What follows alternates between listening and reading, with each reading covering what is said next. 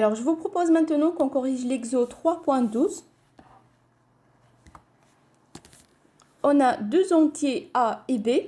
La première question, appliquer l'algorithme d'Euclide pour déterminer le PGCD et le PPCM de A et B.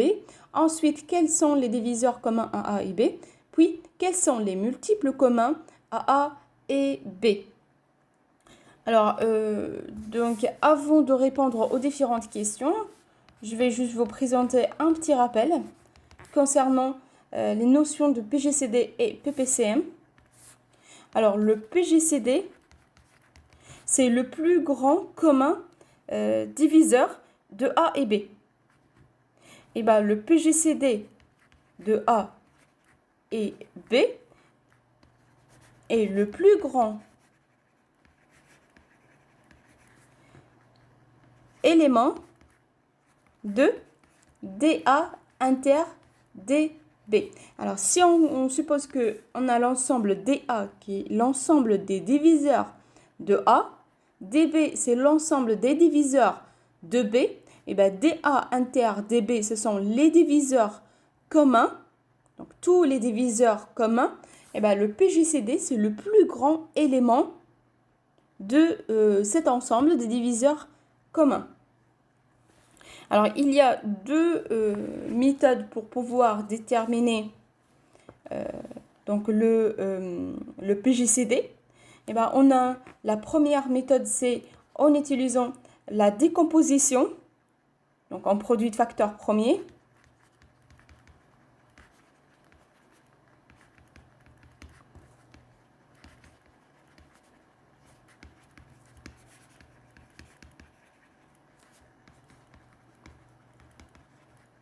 Donc ici, on décompose A et on décompose B. Ensuite, on en déduit le PGCD, ou on pourra aussi utiliser l'algorithme d'Euclide comme indiqué dans la question.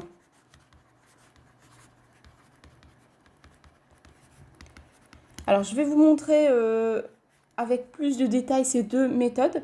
Ensuite, donc avec l'exemple. Alors ici, on ne va pas se limiter à l'algorithme d'Euclide, donc on va appliquer les deux méthodes. Et bien, la particularité pour le PGCD, c'est que l'ensemble des diviseurs communs à A et B, c'est-à-dire l'ensemble DA inter DB, les diviseurs communs sont les diviseurs de leur PGCD.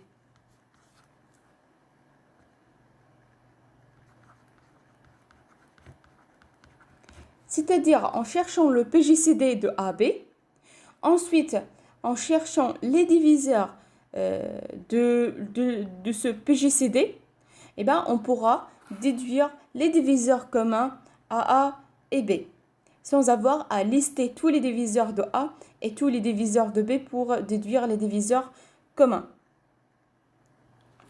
Alors, pour le PPCM maintenant,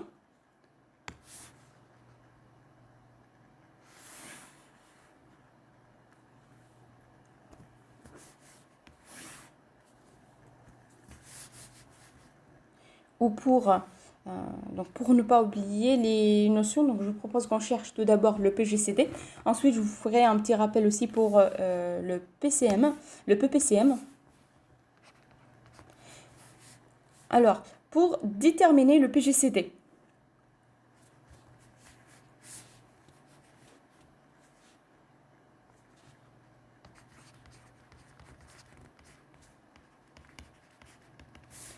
première méthode,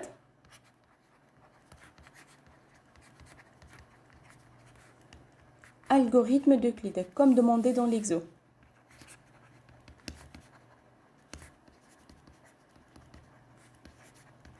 Alors, c'est quoi le principe de l'algorithme d'Euclide?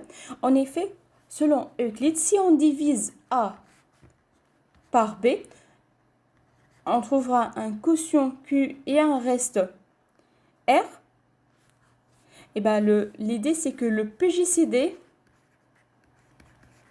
de A, B est égal au PGCD de B, R. Donc, du diviseur et du reste.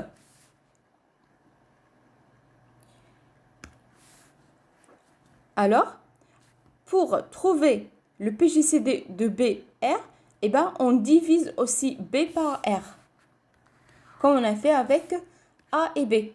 Alors maintenant, si on divise B par R, on trouvera un quotient Q1 et un reste R1.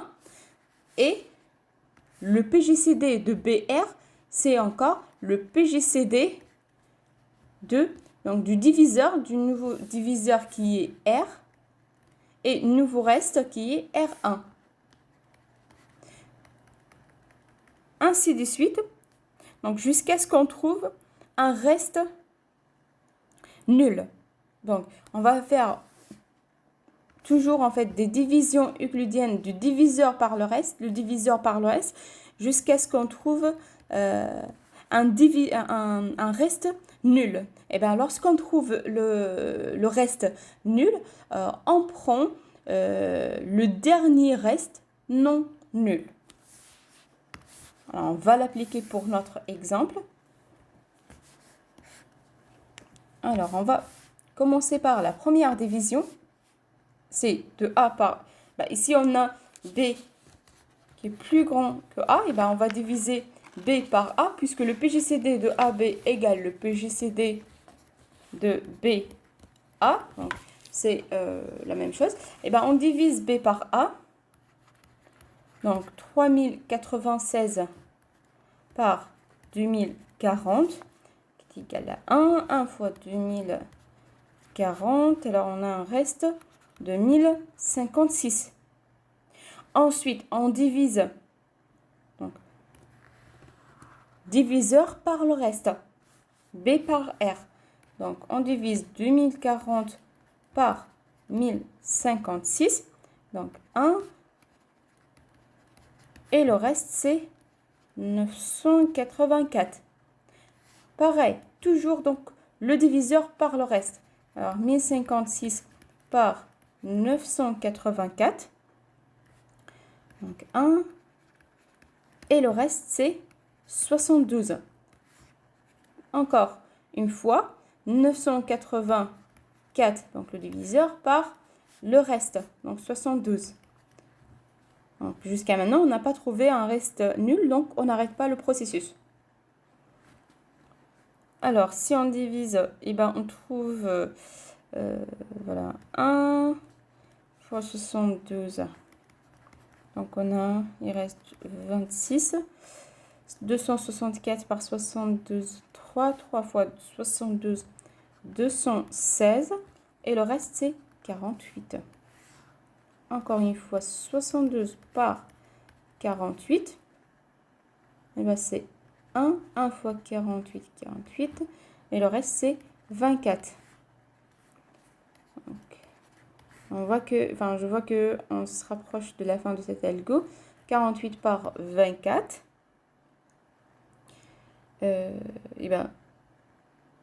Oui. 48 par 24, c'est 2. 2 fois 24, 48. Là, on a trouvé un reste nul. Alors, si on a trouvé un reste nul,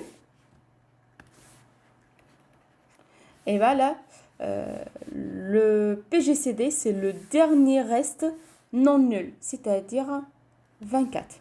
Donc, c'est le dernier reste non nul.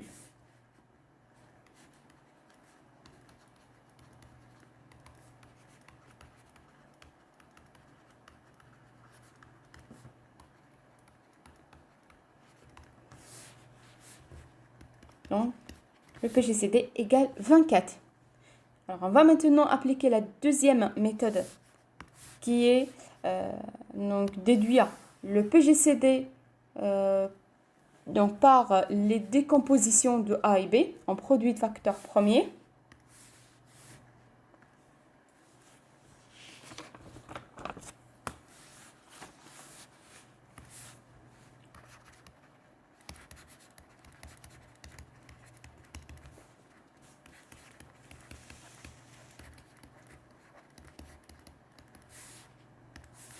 En effet, l'idée ici, c'est que pour obtenir le PGCD d'une famille d'entiers, donc de façon générale, à partir de leur décomposition en produits de facteurs premiers, on ne conserve que les facteurs communs avec à chaque fois l'exposant le plus petit possible.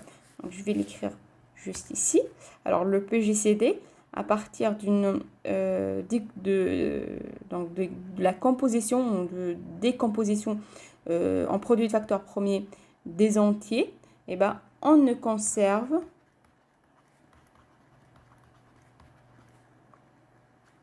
que les facteurs communs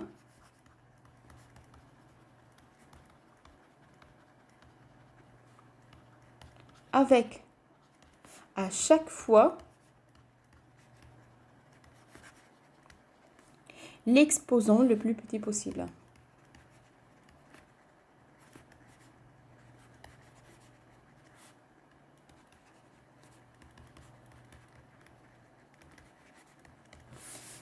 C'est-à-dire, on va faire la décomposition de A.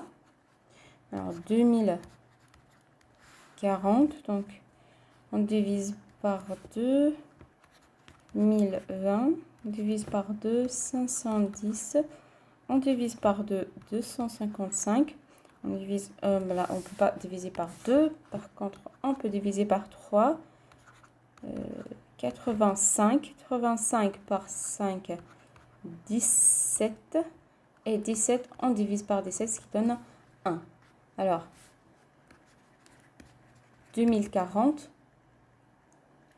égale 2 au cube, multiplié par 3, multiplié par 5, multiplié par 17. Ensuite, pour 3096, et ben on divise par 2, 1548. On divise par 2, 747. On divise encore par 2, 387. Là, on ne peut pas diviser par 2. Par contre, on peut diviser par 3. Donc, 129. On divise par 3, 43. Or, 43 est un nombre premier. Alors, on divise par 43. Donc, ici, on a égal. 2 au cube, multiplié par 3 au carré, multiplié par 43.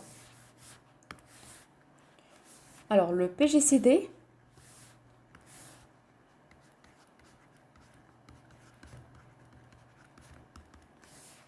donc c'est quoi? Alors, on ne conserve que les facteurs communs. Si on regarde ici, quels sont les facteurs communs? Eh bien, c'est 2, 3, et c'est tout. Donc, il y a deux facteurs communs qui sont 2 et 3. Alors, on ne conserve que ces deux facteurs communs. Et bien, à chaque fois, on prend l'exposant le plus petit possible. C'est-à-dire, pour le premier facteur, donc 2, l'exposant le plus petit, c'est 3. Et si on a 3 au carré, et là, on a 3, alors l'exposant le plus petit, c'est 1. Et donc, on laisse 3. Ce que donne 8 fois 3, qui est égal à 24. Et là, on a retrouvé la même valeur que tout à l'heure. Donc voilà, le PGCD de AB égale 24. Alors, maintenant, le PPCM de A et B.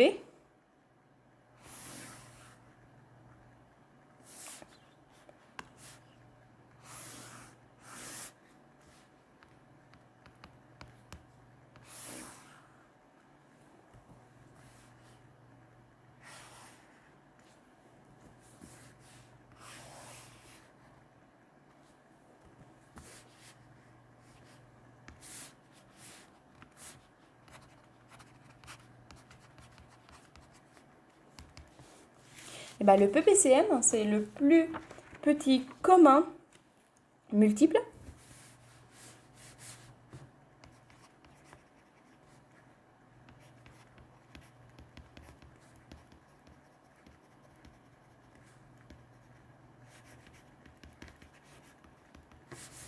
c'est-à-dire c'est le plus petit élément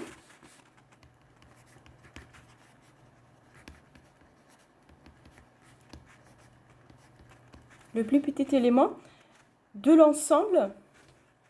Donc, si on a MA qui est l'ensemble des multiples de A, MB l'ensemble des multiples de B, et bien MA inter MB, c'est l'ensemble des multiples communs. Et le PPCM, c'est le plus petit élément de cet ensemble. Alors, pour obtenir le PPCM, eh ben, on a deux méthodes pareilles. Eh ben, la première méthode, c'est de déduire le PPCM à partir du PGCD qu'on a trouvé. Et la deuxième méthode, c'est d'utiliser la décomposition des deux entiers en produit de facteurs premiers. Alors, commençons par la première méthode, c'est-à-dire trouver le PPCM à partir du PGCD. En effet, la règle, c'est lorsqu'on multiplie A par B, alors c'est le PGCD de AB multiplié par le PPCM de AB. Donc, je répète, A fois B égale PGCD AB multiplié par PPCM AB. Donc, c'est une règle importante. Et bien, dans ce cas, on pourra déduire le PPCM égale A fois B divisé par le PGCD de AB. Donc ici, on pourra utiliser les décompositions de A et B, donc pour faciliter la simplification. Alors, on a, donc pour A, c'est 2 au cube fois 3 fois 5 fois 17. Et pour B, c'est 2 au cube fois 3 au carré fois 43. Pour leur PGCD, donc c'est 24 qui est égal à 2 au cube fois 3. Et là, on pourra déjà simplifier par 2 au cube et par 3. Alors, le PPCM égale 5 fois 17 fois 2 au cube, c'est-à-dire 8. Donc, 3 au carré, 9 fois 43.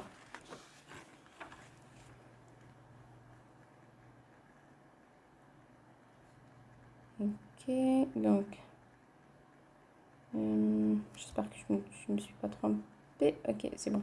Et voilà, là, si on calcule, ça donnera 263 160. Donc voilà, ça c'est le PPCM. On va l'écrire. Voilà. En utilisant bien sûr la première méthode.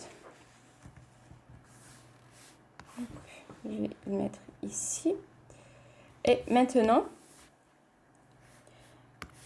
on va chercher le PPCM en utilisant la deuxième méthode, c'est-à-dire en utilisant la décomposition.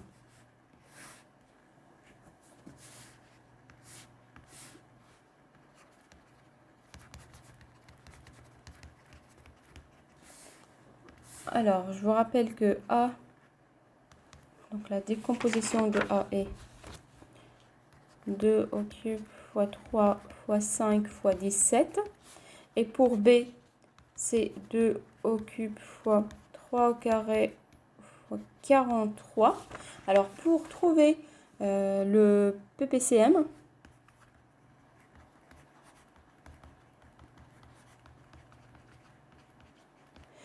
donc pour trouver le PPCM, donc d'une façon générale, d'une famille d'entiers à partir de leur décomposition en produits de facteurs premiers, eh ben, on prend tous les facteurs communs ou pas, avec à chaque fois l'exposant le plus grand possible.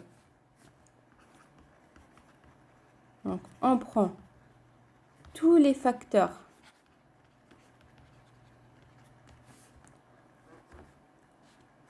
communs ou pas,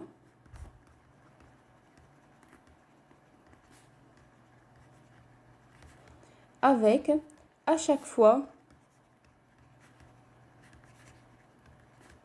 l'exposant le plus grand.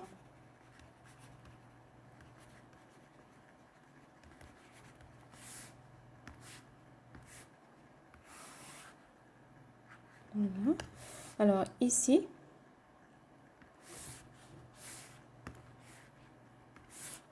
on a le PPCM égal. Alors ici, on va prendre tous les facteurs, c'est-à-dire 2 fois 3 fois 5 fois 17 fois 43. Donc, tous les facteurs communs ou pas.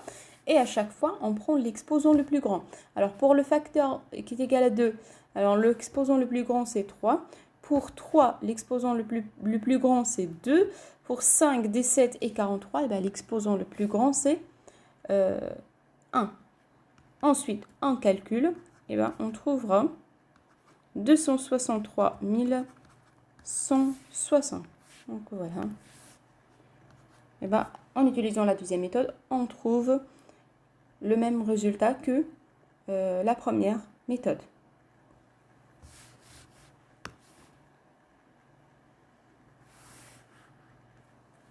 Alors maintenant pour la deuxième question.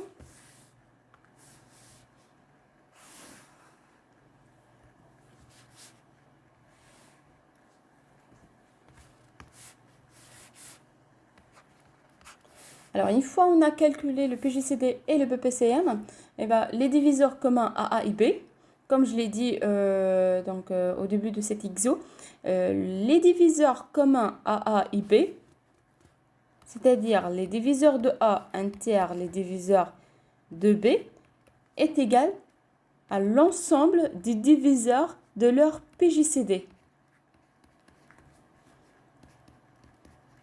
Donc, pas besoin de chercher tous les diviseurs de A et tous les diviseurs de B pour en déduire donc les diviseurs communs, mais il suffit de lister les diviseurs de leur PGCD. Et d'ailleurs, ici, c'est beaucoup plus facile puisque le PGCD égale 24. Alors, les diviseurs de 24, c'est facile. Donc, c'est 1, 2, 3, 6, 4, 8, 12, 24. C'est l'ensemble des diviseurs communs AA et B. Pour les multiples communs, les multiples communs AA et B, c'est-à-dire l'ensemble des multiples de A inter l'ensemble des multiples de B, ce que représentent les multiples communs, c'est l'ensemble des multiples de leur PPCM.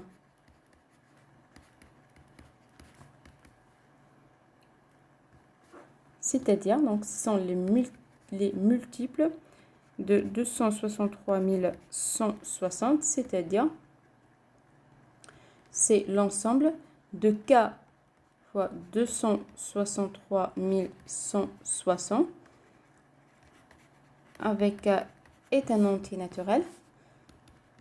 Ou encore, si on veut détailler, on pourra mettre les premiers termes de cet ensemble. 0, donc le PPCM multiplié par 2, c'est-à-dire 526 320, et ainsi de suite. Donc voilà pour l'exo 3.12.